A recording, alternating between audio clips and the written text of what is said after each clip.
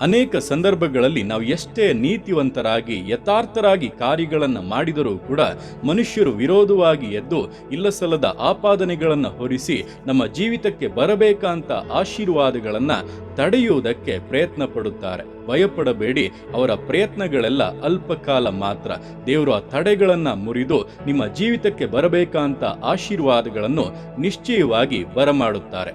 ಇದೇ ಅನುಭವದಲ್ಲಿ ಹಾದು ಹೋದಂತ ದಾವೀದನು ಹೇಳುತ್ತಾನೆ, ಯೆಹೋವನು ನನ್ನ ನೀತಿಗೆ ಸರಿಯಾಗಿ ಮೇಲು ಮಾಡಿದನು, ನನ್ನ ಕೈಗಳ ಶುದ್ಧತ್ವಕ್ಕೆ ತಕ್ಕಂತೆ ಪ್ರತಿಫಲ ಕೊಟ್ಟನು ಎಂಬುದಾಗಿ. ನಿಮ್ಮ ಜೀವಿತಗಳಲ್ಲಿ ಕೂಡ ನಿಮ್ಮ ನೀತಿವಂತಿಕೆಗೆ, ನಿಮ್ಮ ಕೈಗಳ ಶುದ್ಧತ್ವಕ್ಕೆ ತಕ್ಕಂತ ಪ್ರತಿಫಲವನ್ನ, ಮೇಲನ್ನ ಕರ್ತನೆ ಉಂಟು ಮಾಡುತ್ತಾನೆ. ನಿಮಗೆ ವಿರೋಧವಾಗಿ ಎದ್ದವರು ನಾಚಿಕೆಗೆಟ್ಟು ಹೋಗುವಂತೆ ಕರ್ತನ ಕಾರ್ಯಗಳು ನಡೆಯಲಿವೆ.